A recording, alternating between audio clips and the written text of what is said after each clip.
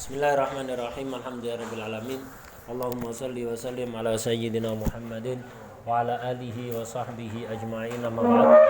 Qala al-mu'allif Sayyidina al-Imam Zainuddin Al-Malibari radhiyallahu ta'ala anhu wa nafa'ana bihi wa bi ulumihi wa bi ulumina wa bi ulumi sa'iris salihin fid dharaini amin ya rabbal alamin. Fi kitabihi Fathul Mu'in ila qaulihi radhiyallahu anhu wa yustaratu aidan ya. Wa yustaratu aidan bayanu mahallit taslimin lil muslimi fihi.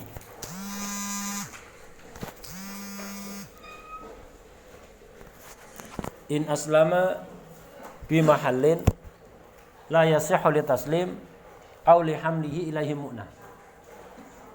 Termasuk syaratnya salam. Jadi salam itu B. Karena B maka berlaku semua syarat B. Hanya saja ada tambahan, yaitu berapa syarat? 6 ya.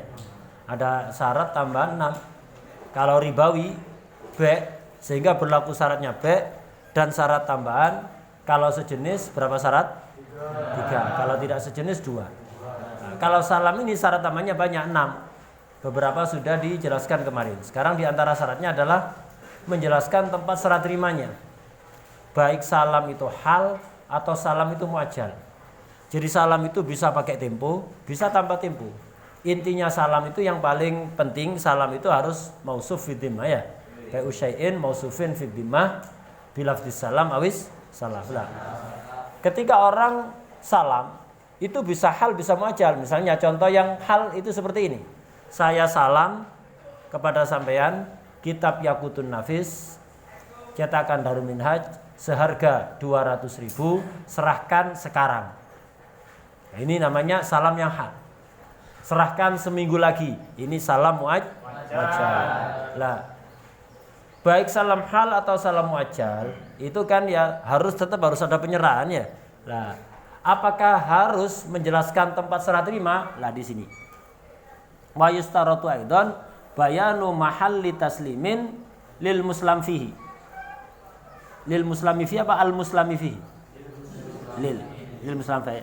Jadi di antara syarat sahnya salam adalah menjelaskan diserahkan di mana? Serahkan hari ini, serahkan sekarang, serahkan seminggu lagi. Di mana? Di Pasuruan, di Surabaya, di Jakarta. Ini harus jelaskan. Jadi harus menjelaskan tempat serah terima muslamfeh. Muslamfeh itu yang dipesan itu ya. Nah, yang dipesan. Ada muslamfeh, kebalikannya Rasul mal. Nah, itu. Harus menjelaskan tempat serah terimanya. Tapi ini in aslama bi mahallin la yasihhu lit taslimi. La yasihhu apa la yasluhu? La yas ada lamnya ya. La yasluhu. In aslama bi mahallin la yasluhu. Sebagian nyatakan tulisannya la yasihhu, la yasluhu. Ini wajib menjelaskan tempat serah terima. Kalau dia akad salam di tempat yang la yasluh, tidak layak untuk dijadikan tempat serah terima.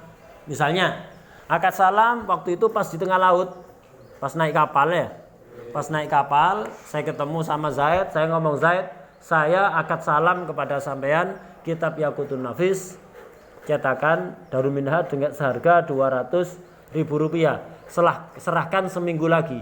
Nah, akadnya pas di atas pesawat atau di atas kapal ya, pas pesawat terbang atau kapal pas di tengah laut. Itu tempat-tempat atau di tengah hutan misalnya. Tempat-tempat yang tidak layak untuk dijadikan tempat serah terimalah. Ketika akad salamnya di tempat-tempat seperti itu, harus jelaskan serahkan misalnya serahkan seminggu lagi di rumah saya di Pasuruan, di Malang, di Surabaya. Harus jelaskan. Kalau nggak dijelaskan nanti rebut, maksud kata balik nang tengah laut yang kemarin akad pas di tengah laut atau di atas udara yang sama ketika ada di atas pesawat terbang dah. Jadi harus serahkan ini. Begitu juga auli hamlihi ilaihi ai mahallit taslim mu'natun. Begitu juga wajib menjelaskan ketika tempatnya layak untuk dijadikan tempat serah terima. Cuman hanya saja untuk mendatangkan barang ke tempat tersebut, ke tempat serah terima perlu biaya biaya. Ini juga harus jelaskan karena pengaruhnya dengan biaya. Serahkan di Pasuruan atau Jakarta, ongkirnya kan beda ya. Nah, itu harus jelaskan. Ini di Fathul Mu'in global sekali syarat ini. Lebih detail itu di Yaqut. Mana ada yang bawa Yaqut? Ini.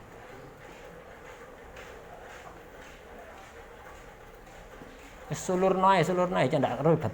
Sulurno ambil ini. Ndak usah ribet, langsung.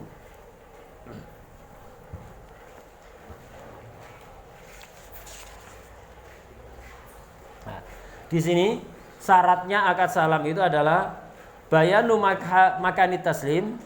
Pertama, in aslama bi mahallin ghairi sholihin lahu aili taslim. Kalau akad salamnya berada di tempat ketika dia melakukan akad salam, dia sedang berada di tempat yang tidak layak untuk dijadikan tempat serah terima. Ya kayak tadi itu tengah laut, di hutan dan seterusnya. Ini yang pertama ini yang la yasluh li taslim ini baik salamnya salam hal atau salam muajjal. Salam pakai tempo atau enggak pakai tempo. Mutlakon, lek tempat akadnya itu enggak layak untuk tempat serah terima, maka harus jelaskan tempat taslimnya di mana. Au yang di Fathul Mu'in tadi au lihamlihi ilaihi mu'na. Kalau di Yaqut ini au kanal muslamu fihi muajjalan wa lihamlihi ila makanil aqdi maunah. Nah, jadi ini yang di Fathul Mu'in yang au lihamlihi ilaihi mu'na ini khusus jika salamnya muajjal. Jadi jika salamnya muajjal artinya ada tempo, serahkan seminggu lagi. Dan untuk mendatangkan barang ke tempat akad tersebut, itu perlu biaya. Maka jelaskan. Misalnya saya akad salam dengan Zaid di Kejayan. Kejayan tempat yang layak untuk serah terima. Nah, salamnya muajjal. Saya akad salam Duren misalnya Lumbang, ya. Duren asal Lumbang, akadnya di Kejayan. Serahkan seminggu lagi. Nah, salame muajjal. Kemudian untuk mendatangkan duren Lumbang ke Kejayan perlu ongkir apa enggak? Perlu sewa pickup ya. Perlu ongkir lah. Dalam kasus seperti ini salamnya muajjal. Kemudian untuk mendatangkan muslamfeh ke tempat akad perlu ongkir. Maka harus jelaskan, serahkan ke saya di Kejayan atau serahkan di Probolinggo, serahkan di Malang. Karena itu nanti berpengaruh pada harga ya. Karena ada ongkir itu. Maka harus jelaskan. Jadi yang kedua yang di Fathul Mu'in, auli hamlihi ilaihi mu'na ini khusus kalau salamnya muajjal. Kalau salamnya hal, enggak pakai tempo, enggak perlu jelaskan. Misal akad salamnya di Kejayan. Saya akad salam Duren Lumbang. Kepada sampean. Serahkan sekarang. Seharga 1 juta misalnya. Dengan kriteria tertentu disebutkan ya. Nah, ini salamnya hal bukan muajjal. Walaupun perlu biaya untuk mendatangkan dari Lumbang ke sini, tapi karena salamnya hal, maka tidak perlu menjelaskan tempat serah terima. Nah, terus berarti di mana? Ya otomatis di tempat akad itu. Di Kejayan. Jadi intinya yang wajib menjelaskan di dalam dua itu. Jika tempat akadnya tidak layak untuk serah terima, baik salam hal atau muajjal. Ini satu tapi isi dua ya. Baik hal atau muajjal. Kemudian yang wajib menjelaskan juga jika salamnya muajjal, kemudian untuk mendatangkan muslamfeh ke tempat akad perlu biaya. Ini perlu menjelaskan tempat serah terimanya di mana. Selain ini tidak harus. Yang nggak harus berarti salamnya hal. Ya, salamnya hal dan tempat akadnya layak untuk serah terima. Tidak usah jelaskan. Pingin jelas lo tidak apa-apa, tapi tidak harus, tidak menjadi syarat sah. Kalau nggak menjelaskan, ya berarti di tempat akad itu Kejayan itu tempat serah terimanya. Kalau kepingin disepakati diserahkan di Surabaya, ya sebut no ya. Tapi nggak harus dijelaskan. Kalau tidak dijelaskan, ya otomatis serah terimanya di Kejayan. Ini satu yang nggak wajib. Atau apa? Salamnya muajjal. Ya, salamnya muajjal. Dan untuk mendatangkan barang tersebut ke tempat akad tidak perlu biaya. Ini juga tidak wajib menjelaskan tempat serah terima dalam akad. Lebih detailnya di bajuri. Di bajuri itu lebih detail anunya apa? Jadi wes. Tunggu. Jadi apa? Biasakan paham isyarah, jangan semua nunggu diomongi sore ya. Nah, biasakan, jadi ketika ada orang ngasih kode apa, itu coba dipahami apa maksudnya. Itu melatih akal untuk semakin sempurna ya. Kalau semua harus diomongkan sore, itu sampai tidak cerdas-cerdas nanti. Akal sampai tidak sempurna-sempurna. Biasakan memahami pakai bahasa isyarat ya. Jadi gini, apa? Misalnya tengah-tengah apa? Ngaji. Moro gurune ngomong, sampean pikirin gini, apa kira-kira? Coba paham. Oh gelap, berarti kode untuk nyalakan lampu. Oh terang, tadi pengajiannya subuh. Terus kemudian kok yang ngajar misalnya ngasih kode begini, delok di sana ada tombol lampu. Apa maksudnya? Oh sekarang terang, tadi subuh, berarti suruh matikan lampu. Kipasnya misalnya tidak nyala, cuaca panas. Misalnya kemudian saya begini, oh berarti suruh nyalakan kipas dan seterusnya. Mendung misalnya, lampunya tidak nyala, begini. Berarti kode untuk nyalakan lampu. Nah, di peta tidak murub, ya langsung izin untuk ke. Nah, begitu. Biasakan memahami isyarah. Lah salaf itu begitu. Ketika ngomong kepada anaknya, kepada muridnya atau kepada orang lain itu pakai isyarah-isyarah begitu, itu dalam rangka mendidik biar mereka cerdas, pinter membaca suasana. Ya. Pinter enggak selalu diomongi pakai bahasa sharih. Karena selalu sharih itu akhirnya pembodohannya. Semuanya disorihkan itu pembodohan itu. Tidak pinter-pinter akhirnya, tidak biasa mikir, ya tidak biasa mikir, begitu.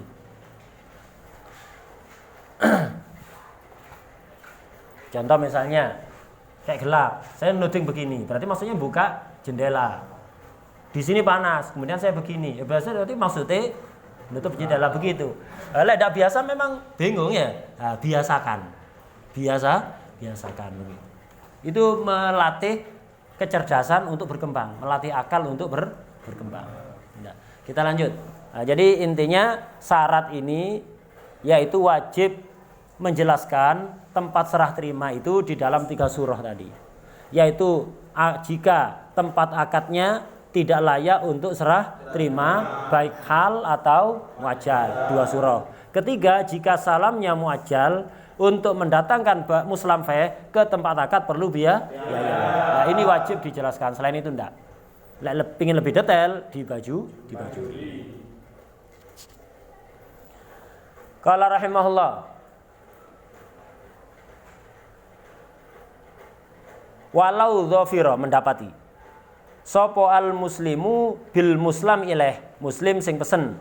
Muslam ilaih yang dipeseni dengan akad salam. Pesan itu bukan berarti otomatis salam ya. Sudah jelaskan untuk jadi salam itu harus pakai lafaz salam atau salam. Itu cina itu kita pakai bantal ya, bukan.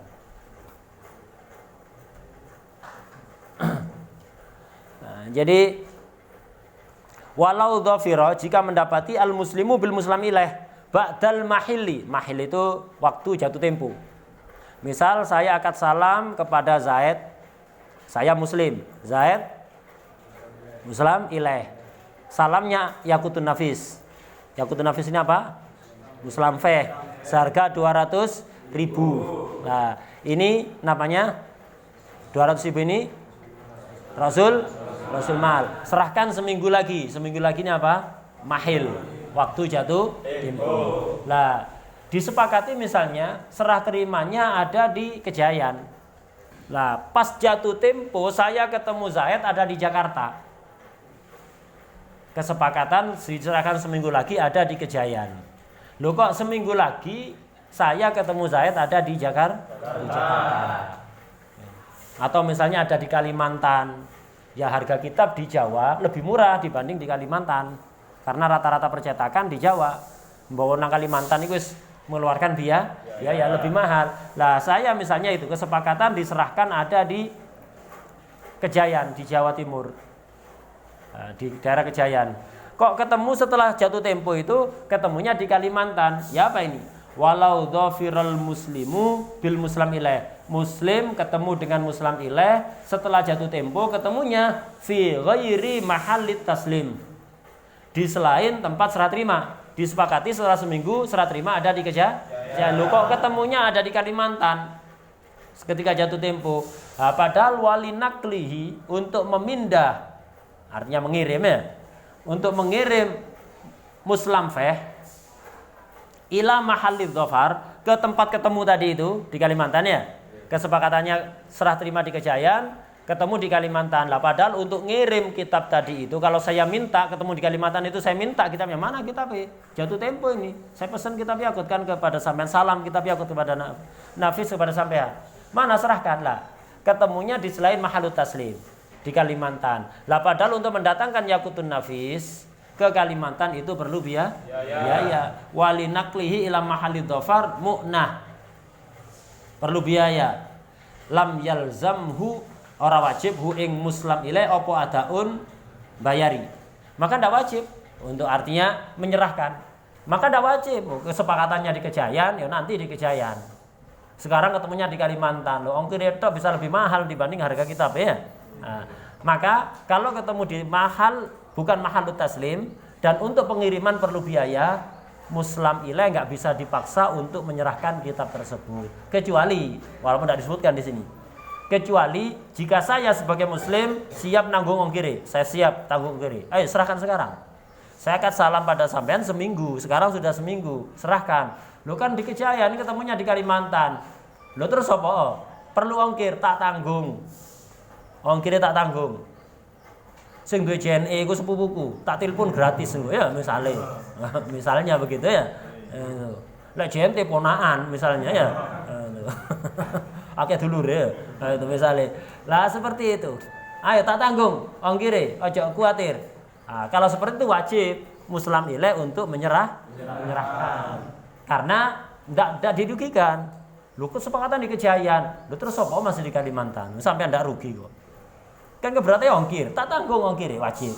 Yang di kitab ini lam yalzamhu adaun ini ndak wajib menyerahkan itu kalau ongkirnya nggak ditanggung oleh muslim. Oke, tadi kalau ndak ditanggung, ongkirnya nggak ditanggung, kan ndak bisa dipaksa untuk menyerahkan kitab. Lah wala yutalibu lan ora kena nuntut sapa muslim hu ing muslim ilaih biki matihi kelawan regane muslim feh. Biki matihi kelawan regane muslim feh. Misalnya kayak tadi itu, kesepakatan diserahkan di Kejayan, ketemu di Kalimantan. Saya nagih, mana kitabnya? Waduh perlu ongkir. Besar ongkirnya, saya enggak mau. Berhak muslim ilaih ngomong kayak gitu. Dan saya enggak mau menanggung ongkir, tak mau menanggung ongkir. Maka apakah boleh segini aja wis daripada ribut enggak selesai-selesai. Sekarang kan sudah jatuh tempo. Saya nanggung ongkir enggak mau. Sampean ngirimkan ke Kalimantan juga enggak mau. Tak jalur duit wis. Kimahnya Yakutun Nafis ini kimahnya berapa? 200.000 atau di Kalimantan misalnya 250.000. Saya minta uangnya itu. Apa boleh saya nuntut begitu? Enggak boleh. Artinya saya tidak boleh maksa Zaid sebagai muslim ilaih untuk mengganti kimahnya ya. Ya mau tidak mau ya sabar, ya mau tidak mau sabar. Atau difasakh sudah ya. Kalau memang nggak ada kesempatan difasakh. Jelas? Nah, jadi saya memaksa muslim ilaih untuk menyerahkan di selain mahalut taslim karena ada ongkir tidak berhak. Kecuali kalau saya nanggung ongkir. Ketika saya tidak nanggung ongkir, nuntut penyerahan tidak boleh, minta ganti kima juga tidak boleh. Imma sabar, imma fasakh. Imma sabar, imma fasakh. Itu pilihannya sudah.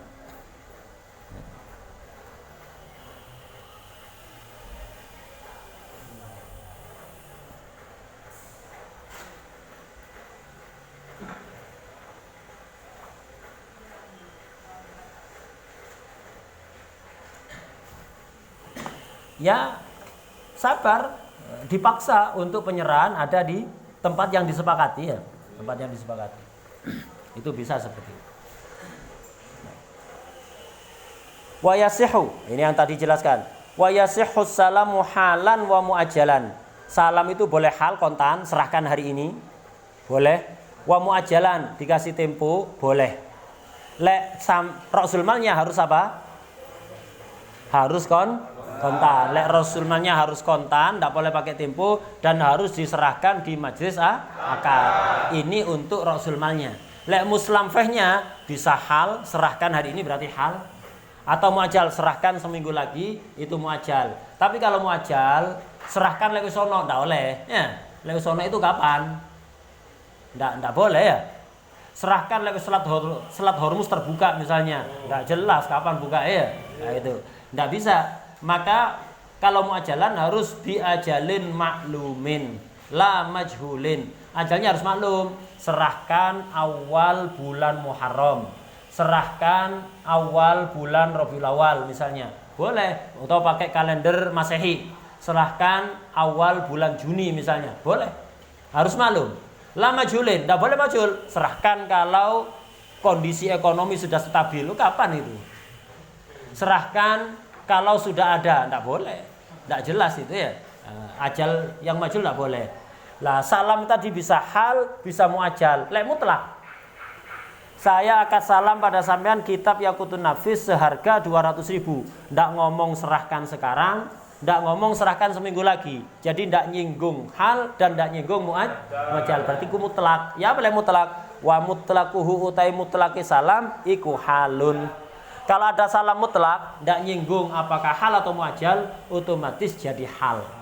Nah, otomatis jadi hal. Wa mutlaqul muslami fihi jayyidun. Muslam fa itu kan kualitasnya level-levelan. Ada yang KW 1, 2, 3 dan seterusnya ya. Lek jelas no sing api berarti harus yang api. Sing elek berarti sing elek. Lek enggak berarti dimanai sing api. Misalnya ada beras, saya akan salam beras. Saya akan salam beras kepada sampean 1 ton dengan harga 10 juta misalnya. Lah kalau saya ngomong 1 ton beras yang bagus, maka sampean harus membeli yang bagus. Kalau saya ngomong 1 ton beras jelek, berasnya lawat, ya beras nasi goreng yang tidak layak dikonsumsi oleh Bani Adam, ya misalnya, saya pesen salamnya begitu, beras jelek, ya berarti maksudnya beras jelek. Lek mutlak, saya akan salam pada sampean beras 1 ton, tidak nyinggung yang kualitas bagus atau kualitas jelek, berarti mentaknya yang bagus berarti otomatis mengarah kepada yang bagus. Nah, begitu. Pokok intinya ada kaidah. Kaidahnya itu begini. Al mutlaq yuhmalu alal fardil kamil. Jadi kalau ada lafaz mutlak, maka harus diarahkan kemana? Diartikan kemana? Diartikan ke afrad yang kamil, tidak kepada yang nakis. Lek kepingin sing nakis harus disorihkan. Ya. Lek mutlak berarti mengarah kepada yang kamil. Wa ahallallahul bai'a. Allah menghalalkan bai'. Bai' sing apa? Bai' itu ada yang fasid, ada yang sah. Ya yang kamil, berarti yang sah. Berarti yang dihalalkan oleh Allah itu tidak semua bai' yang sah. Bukan bai' yang fasid. Bai' yang fasid, lu kok iso bai' itu haram? Ta'atil uqud al-fasidah haramun. Bai' yang enggak memenuhi syarat itu haram. Itu kan bai'. Allah kan wa halallahul bai'a. Lah itu lek mutlak itu harus diarahkan kepada yang kamil dan demikian seterusnya. Nah, itu kaidah itu. Selesai dari bab salam. Sekarang beliau akan kembali membahas tentang riba. Kemarin kita tahu riba itu adalah aqdun ala iwadin makhsusin ghairi ma'lumit tamasul fi mi'yaris syara' halatal aqd au ma'a ta'khirin fil badalaini au ahadihima. Dan riba dalam mazhab kita mazhab Syafi'i terbatas pada 2, naqden dan mat'umat. Ya. Kalau sejenis harus dengan 3 syarat. Kalau tidak sejenis dengan 2 syarat. Riba yang gara-gara tidak tamasul disebut riba. Riba gara-gara tamasul disebut riba fadl karena kelebihan. Riba gara-gara tidak takobut disebut riba yad. Ya. Riba yang gara-gara tidak hulul disebut riba nasa. Nah, itu riba dalam bai'. Itu riba dalam bai' 3 itu imma riba fadl, riba yad atau riba nasa. Ada riba yang bukan bai'. Sebagian ulama mencoba memasukkan ke riba fadl. Sebagian lagi enggak, itu bagian tersendiri, yaitu ribal qard. riba di dalam bab utang piutang. Riba qard ini apa? Yaitu kullu qardin jarra naf'an ailil mukrid, yang menghutangi fahuwa riba. Setiap hutang yang narik kemanfaatan dengan syarat di akad. Manfaat kepada mukrid, pihak yang menghutangi, itu riba. Karena akad qard itu menghutangi itu sifatnya untuk membantu orang kesulitan, bukan memanfaatkan orang kesulitan. Nah, jadi kalau ada qardu, kok ada perjanjian dalam akad, ada manfaat yang kembali kepada mukrid, pihak yang menghutangi, sing ngutangi. Ngutangi. Sing ngutangi. Nah, itu. Maka itu jadi riba. Contoh, sampean tak utangi 100.000, tapi bayarnya 120.000. Mana? Ya, mana? Lah, ada keuntungan kepada yang menghutangi. Keuntungan berupa kelebihan nominal itu 100, balik 120. Nah, akhirnya soge haji, panggilan di kampung kaji riba. Ya, kaji riba. Lah, ini riba. Apa harus uang? Enggak. Misal sampean tak utangi uang 100.000 atau 100 juta dengan syarat misalnya ada petani butuh modal, mau nanam butuh modal. Yes, tak utangi apa?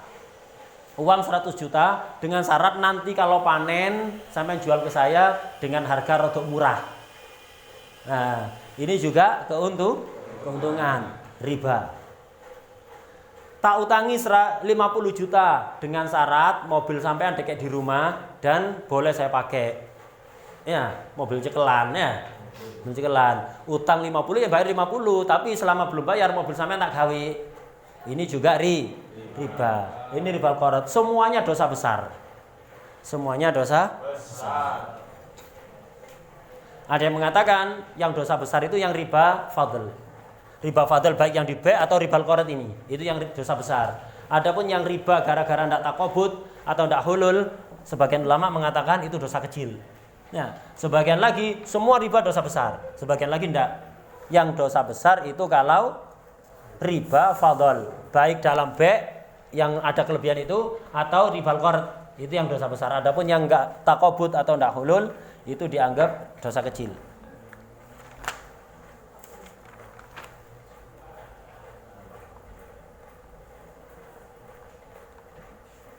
Seperti kita baca dulu. Qala rahimahullah wa haruma riba haram jelas, wa ahallallahu al-bai'a wa harrama riba. Riba dengan makna kemarin itu atau riba yang barusan ribal qardi. Ini ribal qard. Nah, di sini marra bayanuhu qariban. Sudah dijelaskan apa maksudnya riba. Baru aja hanya dipisah dengan pembahasan salam. Marra bayanuhu qariban wa huwa anwaun. Riba itu ada beberapa macam, sudah jelaskan nih kali mau contoh isan. Pertama riba fadlin, riba fadl. Apa riba fadl? Bi ayyazida ahadul iwadaini. Salah satu iwatnya lebih beras 1 liter ditukar beras 2 liter. Uang 100.000 baru ditukar 120.000. Ya, kayak menjelang hari raya itu. Itu riba. Wa minhu lan kesengah saking riba fadl, ribal qardi utawi riba utang. Nah, ribal qard itu masuk riba fadl di sini. Ya apa ribal qard? Bi ayyushtarata fihi ing dalam qardu apa ma fihi kang iku tetep ing dalem ma naf'un utawi manfaat. Manfaat pada siapa? Lil mukridi, maring wong kang ngutangi. Jadi ada utang piutang disertai syarat. Ketika akad itu ada syarat.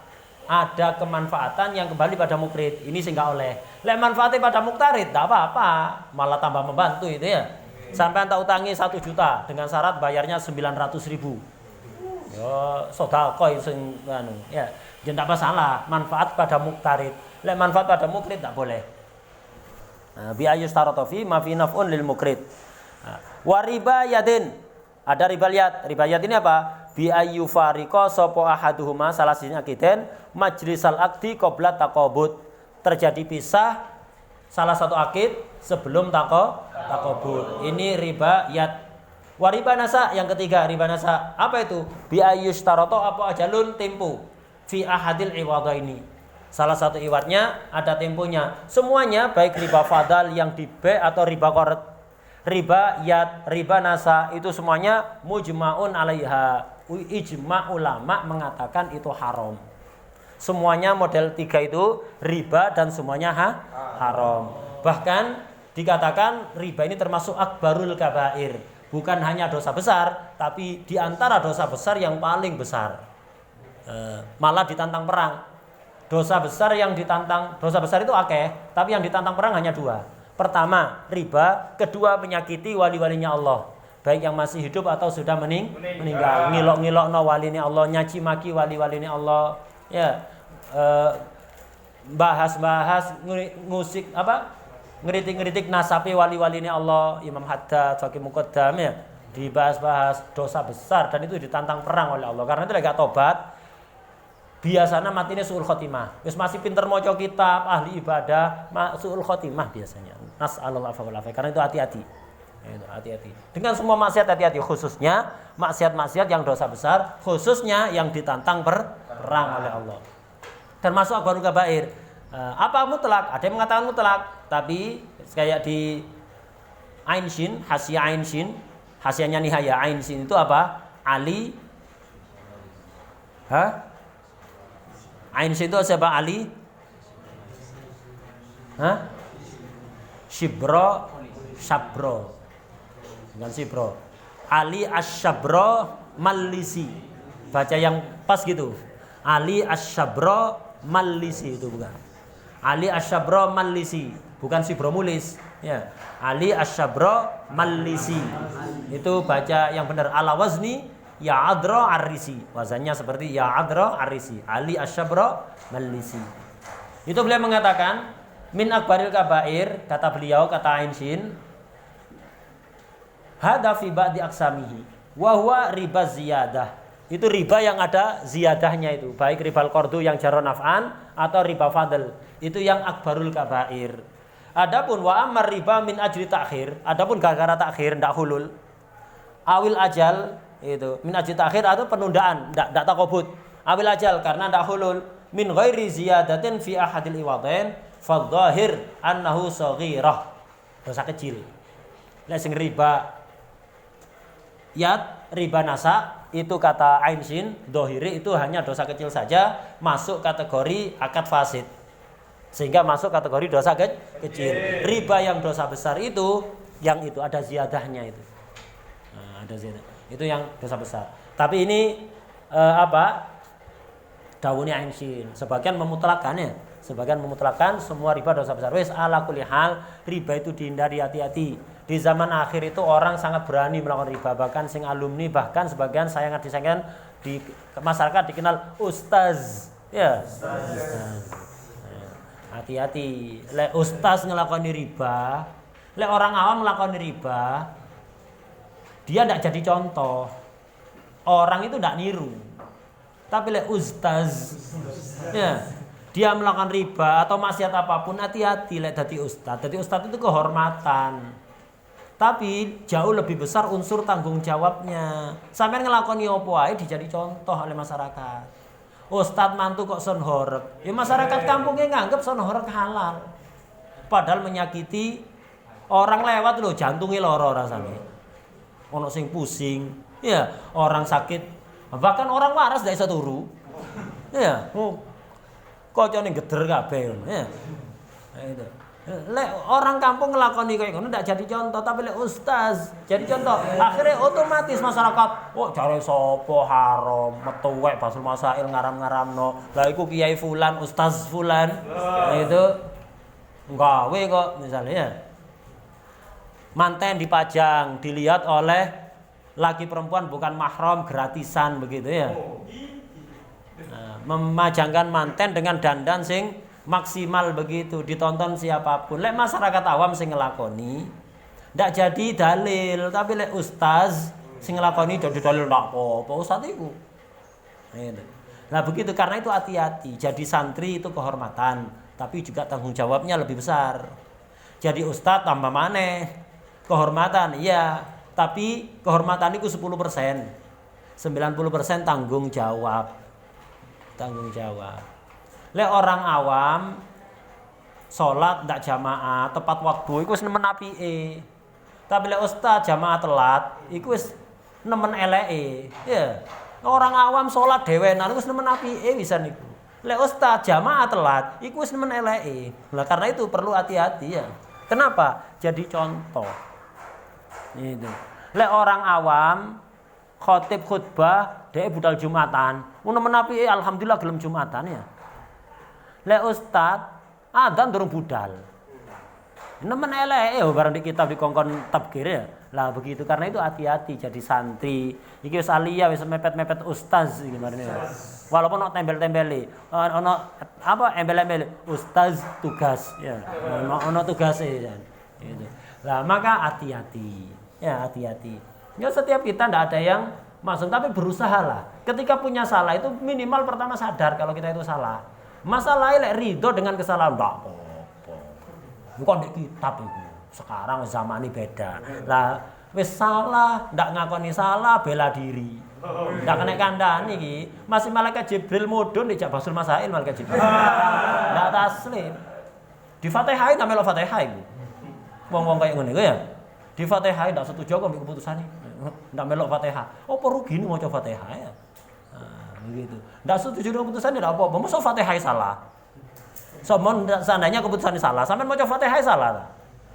Ya, hati-hati. Wong-wong kaya ngene iku hati-hati, ketemu Jibril kok dijak debat. Maka Jibril mudun. Untung ndak zaman sampean ndak urip zaman Rasulullah. Gitu. Bahaya urip zaman Rasulullah jadi Abu Jahal. Ya.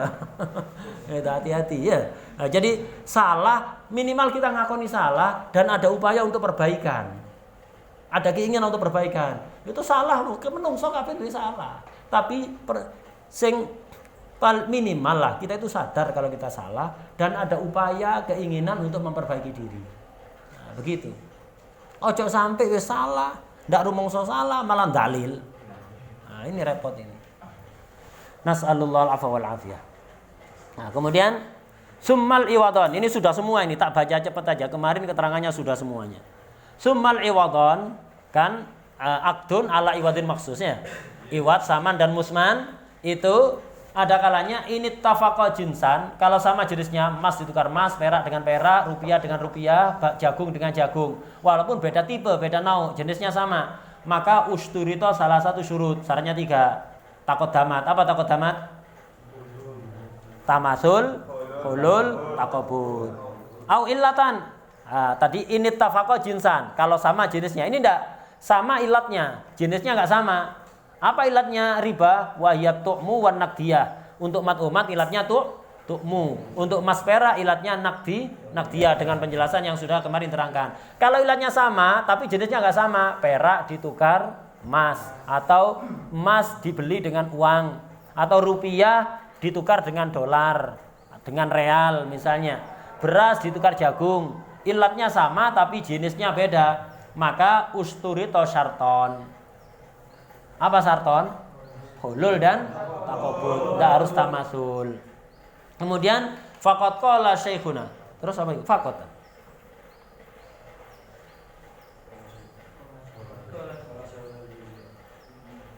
Usturi atau sartoni terus? Hah?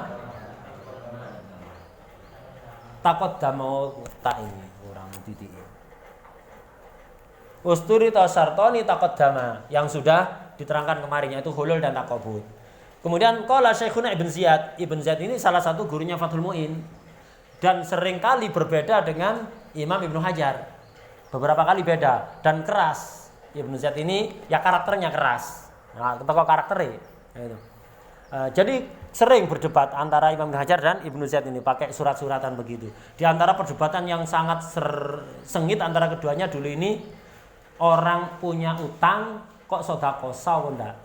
Orang punya utang, jatuh tempo wae bayar, duduk bayar utang malah sedekah sah apa ndak? Nah, Imam Hajar mengatakan sah, cuman haram ngono ae. Ibnu Ziyad mengatakan batal. Bukan hanya haram tapi batal. Imam Ibnu Hajar ngarang satu risalah untuk bahas itu, dibalas Ibnu Ziyad ngarang 4 risalah. 4 kitab. Dan bahasanya ya lumayan keras ketika mengomentari Imam Ibnu Hajar. Ala kulli hal perdebatan ilmiah antara para ulama. Nah, jadi Imam Zainuddin Al-Malibari ini murid dari Imam Ibnu Hajar, juga murid Imam Ibnu Ziyad. Gurune tukaran ya. Gurune tukaran. Apakah Imam Zainuddin melok-melok? Imam Zainuddin Malibari melok-melok. Akhirnya puasa aku melok Ibnu Hajar ae, ndak melok sing sijine. Atau melok Ibnu Ziyad ae ndak melok sing apa begitu? Ndak, tetap di Fathul Muin ini ya nukil dari Ibnu Ziyad, nukil juga dari Ibnu Hajar. Akhirnya manfaat. Nah, begitu santri ana guru loro ndak padha itu aja melok-melok. Wis aja melok-melok wis urusane kono wis ya. Urusane kono sampean ora apa melok-melok. Udahlah, biarkan. Imam Ibnu Ziyad orang alim. Imam Ibnu Hajar orang alim. Beliau Syekh Zainuddin orang alim, tapi di depan gurunya wis ojo merasa jadi orang alim, merasa jadi RTK wis meneng ya, ojo melo-melo ya. Nah, begitu. Itu yang sifat yang benar. Makanya sampai sekarang Fathul Muin manfaat. Kenapa ndak melok, ndak melo-melo aku melok Ibnu Hajar tok wis ndak. Sing siji kudu guru mantan guru, ndak begitu ya. Ndak. Tetap diambil. Seringnya memang nukil Imam Ibnu Hajar karena memang lebih dekat pada Ibnu Hajar. Ndak masalah lebih dekat. Sampean punya beberapa guru, lebih dekat ke salah satu, enggak ada masalah. Lebih cinta pada salah satu, enggak ada masalah. Tapi adab pada semua. Takdim kepada semua. Lebih cinta, cinta itu duduk kita yang ngatur kok. Dosisnya cinta itu pangeran sing ngatur. Duwe bojo papat, sing penting adil. Perkara cinta nang sing siji nemen, enggak apa-apa ya cinta, jane cinta, enggak melok ngatur ya. Nah, begitu. Begitu juga punya beberapa guru, lebih cinta ke salah satu, lebih dekat kepada salah satu, enggak apa-apa. Enggak apa-apa. Niatnya yang ikhlas lillahi taala. Cuma lek takdim tetap pada semuanya. Jaga adab tetap pada semuanya. Jangan karena dekat salah satu kemudian merendahkan kepada yang lain. Nah, begitu. Dan jangan mengunggul-unggulkan dengan alasan, oh karena itu guru saya yang pertama, ini yang kedua. Berarti yang pertama yang lebih saya hormati. Apa alasan ngono itu? Masa karena pertama harus lebih dihormati? Ya, enggak. Nah, jadi sama untuk hormat, untuk adab, untuk takdim sama. Untuk mahabbah, ya jenenge ati ndak melok ngatur, iya kan? Ati ndak melok ngatur. Kemudian untuk lebih apa? Lebih sering mulazamah, lebih sering ngaji ke situ, ndak ada masalah. Kita itu mempertimbangkan punya beberapa guru, semuanya punya beberapa pengajian misalnya. Cuman sampean merasa kalau hadir yang satu ini dapat manfaat besar. Ya itu yang sering dihadiri, yang lain tetap sesekali. Ya, yang satu itu dilazimilah begitu. Ya, yang kita cari itu apa? Manfaatnya. Sampai ke sana kok terasa dapat tambahan ilmu, kemudian menjadi takut kepada Allah dan seterusnya lah begitu. Jelas ya? Sudah. Qala Syekhuna Ibnu Ziyad. Ini juga termasuk pendapat yang beda antara Ibnu Ziyad dengan Ibnu Hajar. Sama-sama gurune Fathul Muin. Qala Syekhuna Ibnu Ziyad la yandafiu ora ketolak apa ismu i'ta'ir riba. Dosane maringi riba, artinya kelebihan. Indalik tiradi yang dalam nalikane utang lid darurah. Karena alasan darurat. Utang terpaksa sampean nyari utangan ndak nemu. Karena ndak mana. Lek mana akeh sing utangnya. Sampean utang 1 juta bayar 1 juta ndak ono sing utangi. Kalau sampean utang 1 juta bayar 1.200.000 rebutan sing kate ngutangi. Artinya darurat untuk memberikan kelebihan itu darurat. Apakah dengan darurat itu sampean akhirnya selamat dari dosa riba? Tetap kena dosa riba kata Ibnu Ziyad. Tidak ketolak dosa riba gara-gara darurat. Yang dimaksud darurat di sini fi haitsu innahu kelawan sekiranya setune wong iku ilam yukti. Ar-riba ing riba ya la yahsulu mongko ora hasil lahu kaduwe wong apa al-qardu utang. Itu yang dimaksud darurat. Sekiranya kalau dia tidak ngasih riba, dia tidak dapat utangan, tetap kena dosa riba. Tidak ketolak dosa riba. Kenapa? Kan sampean untuk dapat utangan itu tidak harus dengan cara riba. Lu ndak ono sing ngutangi lah, ndak ngasih kelebihan. Iya, ngasih kelebihan itu kan masuk harus disyaratkan ketika akad sehingga menjadi riba. Kan ada solusi lain. Apa misalnya? Itlahu.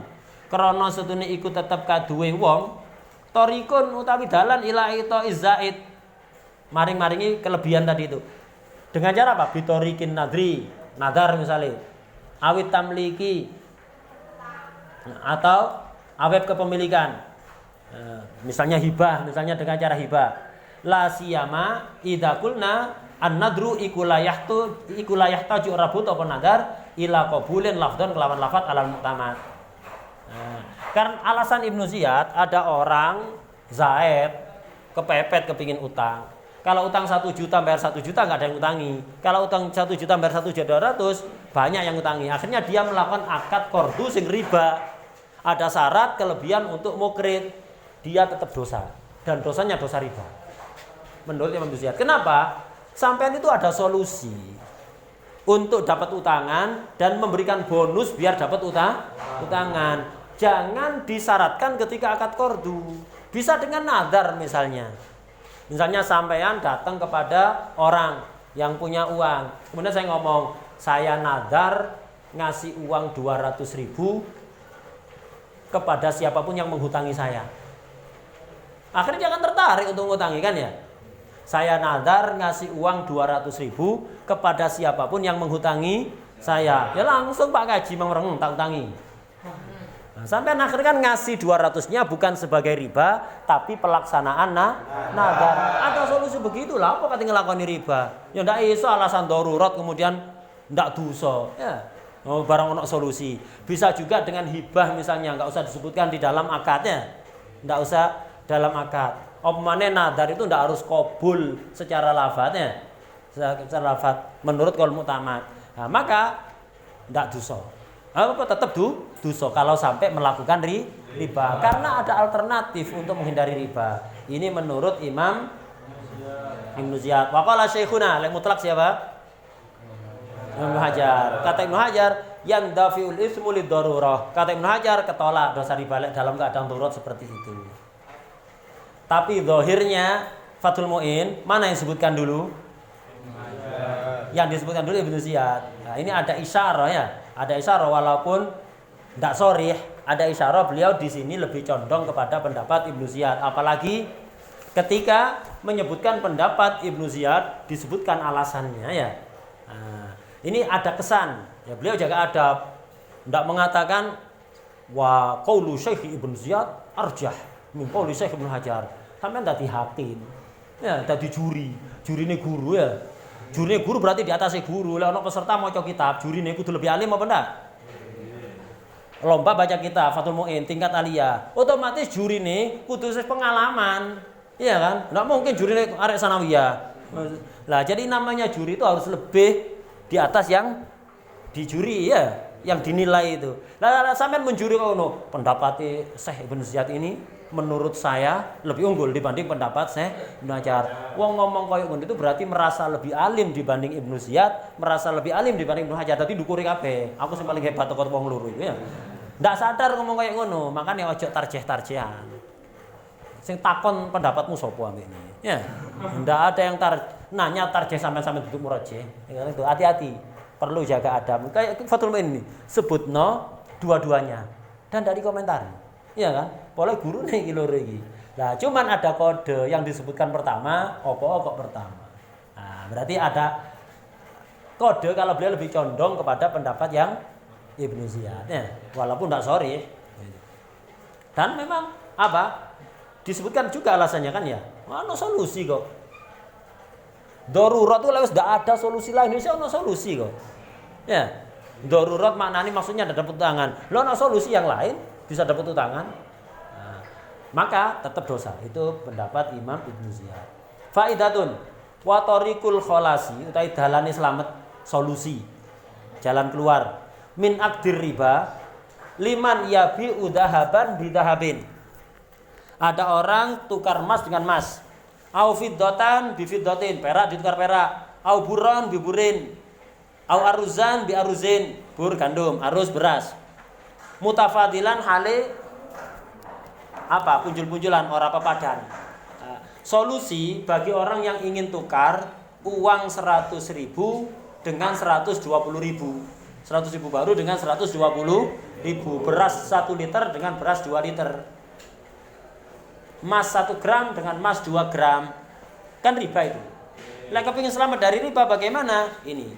Iku bi ayyahaba. Kelawan yen to aweh hibah. Sapa kullun minal bai'aini haqqahu ing hake kullun lil akhari. Ya hibah-hibahan. Jadi misal saya punya uang 100 ribu baru. Sampai kepingin membeli uang ini dengan harga 120.000. Kalau langsung dibeli 100 dibeli 120.000, riba. Ya jangan hibah-hibahan tanpa syarat ya. Hibah tanpa syarat. Nyata ini 100. Tapi sampai ngasih saya 120. Oh jangan kita kasih 100. Tapi kok kasih 120. Hibah sawab kalau kayak gitu. Hibah sawab jadinya jadi nggak ada syarat begitu tak kasih. Maruna jika sia-sia kang ngurus pinggir matur suwun kula wangsul. Jangan kula kene. Saya kan ngurus itu jenenge hibah ya. Hibah kan enggak memberi tanpa menerima kan ya. Kan jarang nerimo ini. Ya, harus siap seperti itu. Jangan sampai ada syarat. Syarat jadi bisatis sawab. Hibah bisatis sawab. Hibah bisatis sawab itu jadinya solusi lagi. Au yukrido utawa ngutangi. Ngutang. Ya, sapa kulun saben-saben siji sahibau ing kancane kulun padha ngutangine. Ya, padha ngutang. Ya. Saling ngutang. Ya. Au yukridu utawa ngutangi sapa kulun sahibahu. Summa yubriu mongko bebasaken sapa kulun hu ing sahibahu. Atau padha saling menghutangi. Sampean tak hutangi uang 100.000. Ada syarat. Kemudian sampean saya ngutangi sampean 100.000 uang baru. Selesai, tidak ada syarat apapun. Kemudian sampean ngutangi saya uang 120.000 tanpa syarat. Dan sampean punya utang 100, saya punya utang 120. Tidak ada syarat apapun. Setelah itu saling membebaskan. Utangnya sampean tak bebaskan. Sampean ngomong juga utangnya sampean tak bebaskan tanpa syarat-syaratannya. Nah, ini solusi biar keluar dari ini. Tapi jenenge bebaskan, saya bebaskan, ya siap-siap iki matur nuwun. Jenengan konsumen ini nyawa 120.000 ya. Harus siap dikenal jenenge bebas tanpa syarat ya. Begitu. Ini solusinya. Wa yatakhallasu minhu itu. Lan dadi slamet sapa wong minhu saking riba bil qardi fi bai'il fiddah bidhahab. Awil arus bilbur bila qabdin qabla tafarukin. Ini juga apa? Bilqard itu ya. Wa takhallasan amri selamat sapa wong minhu saking riba bilqardi kelawan utang. Begitu juga solusinya dengan saling menghutangi. Ketika jual perak dengan emas atau beras dengan gandum tanpa kobet. Kan emas dengan perak tidak harus tamasul, tapi harus takobut. Kemudian apa? Beras dengan gandum itu tanpa takobut. Solusinya apa? Jangan ijol, jangan beli. Kalau beli jadi riba. Solusinya saling menghutangi. Ya, solusinya saling menghutangi. Saya menghutangi sampean emas, kemudian sampean menghutangi saya perak. Ya, menghutangi saya perak. Untuk biar enggak ribet-ribet takobut, karena misalnya perak saya belum ada. Atau emas yang saya menghutangkan itu belum ada. Begitu caranya, dengan cara korban. Atau dengan melibatkan barang ketiga ya. Kemarin sudah dibahas ya. Melibatkan barang ketiga, berkat hijau berkat itu kan, karena lauknya tidak sama kan mesti riba itu. Karena masuk kaidah mutu ajwa wadir berhal. Jangan hijau langsung kena riba. Caranya pakai uang ya. Berkat sampean minta beli dengan harga 10.000. Sampean mau uang, saya punya 2 berkat. Kemudian berkat saya sampai beli dengan uang itu. Sudah sampai berkat dapat berkat yang diinginkan, saya dapat berkat yang diinginkan, uang saya balik. Iya kan? Nah, itu solusinya. Lah solusi riba model kayak gini itu hukumnya makruh. Tapi ya makruh itu mending dibanding ngelakoni dosa besar, bahkan paling besarnya dosa di antara dosa besar yang papan atas. Ya. Yang rawan menyebabkan suul khotimah. Mending pakai riba, pakai hilah tapi jadinya makruh. Ini dalam mazhab Syafi'i hilah-hilah seperti itu makruh. Yang menerima hilah-hilah model kayak gini ini mazhab Syafi'i dan mazhab Hanafi. Lah mazhab Malik dan mazhab Imam Ahmad bin Hanbal keras. Hilatul riba ya riba. Hilahnya riba jadi riba. Tetap. Dan Imam Haddad, Sada Al-Balawi condong ke mazhab Imam Malik dan Imam Ahmad dalam masalah ini. Hilahnya riba tetap riba. silakan baca di I'anah itu, nukil dari Nasoeh Diniyah. Di situ Habib Abdul Hadid mengatakan helahnya riba itu tutup oleh kepanasan. Helahnya riba itu atau munduro. Helahnya riba itu hanya bermanfaat di dunia. Di dunia sampean secara zahir tidak melakukan riba, tapi hakikatnya melakukan riba, sehingga nanti di akhirat akan dihukum seperti pelaku riba. Diwadai kendil, diobong kendile. Kepanasan loh, kok saya dihukum diobong seperti orang riba? Enggak ngobong kendil. Sampean ada dalam kendil ya. Nah, begitu. Jadi Imam Haddad condong kepada mazhab Malik dan mazhab Imam Ahmad yang mengatakan hilahnya riba termasuk riba.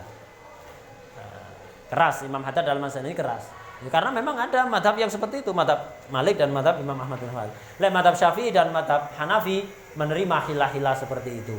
Yang penting duduk hanya merubah nama. Memang betul-betul dimodif akadnya ya. Akadnya dimodif, memang berubah, akadnya memang berubah, bukan pancet cuma namanya tok. Sing berubah ya, berubah nama tok itu ya tetap riba itu. Contoh kayak tadi itu. Utang 100 dengan syarat bayar 120. Oh, enggak, saya akad utangi. Saya ganti akad jualah. Saya ganti akad jualah. Lek jualah kan enggak ono riba di jualah. Coba ngomong lek jualah ya apa modeli. Akhirnya ujung-ujungnya sampai ngomong gini, siapapun yang ngutangi saya uang 100, maka akan saya bayar 120. Amale jualah ya apa berarti ngutangi dengan bayar lebih. Kordu apa ndak itu? Tetap kordu apa ndak? Tetap kordu jaro nafan apa ndak? Tetap kan ada kordu jaro nafan. Cuman sampean ngerubah namanya jadi jualah, itu tabrus jenenge. Ya. Nama itu dirubah, hakikatnya tetap kordu yang jaro lah ini ya ndak iso, semua madhab nolak kayak gitu. Kayak tadi itu, kalau saya langsung utang 100 dengan syarat janji bayar 120, riba ini. Ndak riba, ya wes utang 100 bayar 100. Mari saya nadar apa? Saya nadar ngasih uang 20 kepada siapapun yang menghutangi saya. Wis nadar, mari nadar bisa. Mari ngono, ketika utang enggak ada syarat. Lah, apakah ada kordu jaro nafan di sini? Enggak ada kan, kordune normal. Lah iki mang sece. Ya. Nah, begitu.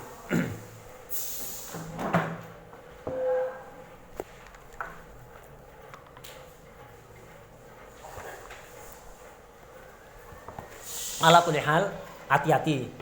Sebaiknya dihindari hilah-hilah itu ya. Karena hilatul riba minar riba. Cuman tidak semua hilah itu memang kalau secara mutlak itu identik dengan hilah yang madmumah, yang tercela, tidak baik. Ya. Habib Abdul Hadid mengatakan laisa dinullahi bil hiyali. Agama Allah itu bukanlah rekayasa-rekayasaan begitu. Allah Maha tahu apa yang ada dalam hati sampean. Karena itu dihindari. Tapi ada hilah yang merupakan jalan keluar yang memang sangat diperlukan. Jalan keluar. Lah itu ada dobite, ada hilah mahmudah, ada hilah madmumah. Ada beberapa dobit, ada dobitnya Imam Syatibi, ada dobitnya Ibnu Qayyim, ada dobitnya Syekh Muhammad Said Ramadan Al-Buti ada. Saya pernah bikin tulisan itu. Ada untuk membedakan hilah yang diterima dengan hilah yang ditolak itu seperti apa. Tidak semua tertolak karena sebagian yang dohirnya hilah itu diajarkan langsung oleh Rasulullah SAW. Masa Rasul ngajar perkara elek, ya kan ya. Nah, karena itu perlu dirumuskan apa itu hilah mahmudah, apa itu hilah madmumah. Nah, itu ada, saya punya tulisan tentang itu. Wallahu a'lam. Al-Fatihah.